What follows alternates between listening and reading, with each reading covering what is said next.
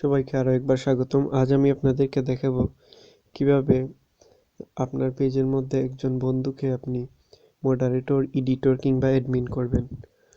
তো এই বিষয়টা দেখার জন্য আপনাকে শেষ পর্যন্ত ভিডিওটি দেখতে হবে, সঙ্গেই থাকুন।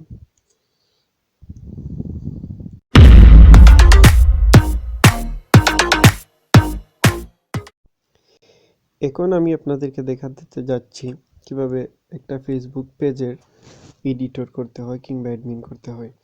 তো আমরা ফেসবুকে প্রবেশ করলাম, তারপর এই যে কোণে, এখানে ক্লিক করলাম। ক্লিক করে এখানে লেখা আসছে ইয়োর পেজ। কারো এখানে না থেকে এই দিকে থাকে ইয়োর পেজ। তো এটা ডিপেন্ড করে আইডির উপর। তো ইয়োর পেজে আমরা ক্লিক করলাম। ক্লিক করার পর আমাদের কাছে যতগুলো পেজ আছে সবগুলো থাকবে। তো আমি একটা সিলেক্ট করলাম। তো এটা সিলেক্ট করার পর ওই পেজটাতে চলে গেলাম আমরা। চলে যাওয়ার পরে এই যে উপরে দেখতেছেন ওভারভিউ, অ্যাডস, নিউজ ফিড, তাই না? তো আমরা এগুলো টেনে দিব। টেনে দিয়ে এই যে মোড়ে ক্লিক করব। এই যে মোড়, এই মোড়ে ক্লিক করার পরে আমরা ক্লিক করব এই যে সেটিংস। আপনারা ভালো করে খেয়াল করবেন, এই যে সেটিংসে আমরা ক্লিক করব।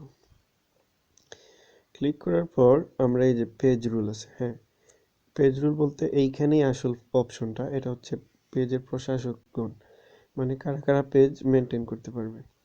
তো এইখানে দেওয়ার পরে কখনো পাসওয়ার্ড চাবে, আবার কখনো পাসওয়ার্ড চায় না। তো আমরা 8% দিলাম। আমি আবারও বলছি, অনেক সময় পাসওয়ার্ড চায়, আবার অনেক সময় পাসওয়ার্ড চায় না। তো আমার কাছে চায়নি। এখানে আমরা একজন বন্ধুর নাম খুঁজবো যাকে করব, যেমন সালমান।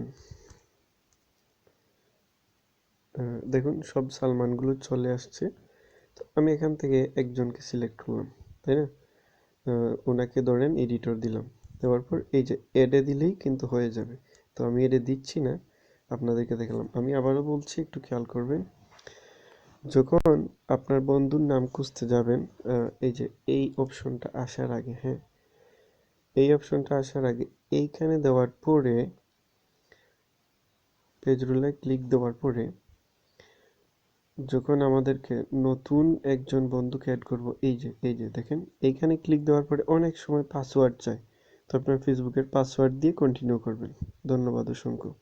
আর যদি কোনো সমস্যা হয় তাহলে কমেন্ট করে জানাবেন। আর ভালো লাগলে লাইক দিবেন, শেয়ার করবেন এবং অবশ্যই সাবস্ক্রাইব করবেন।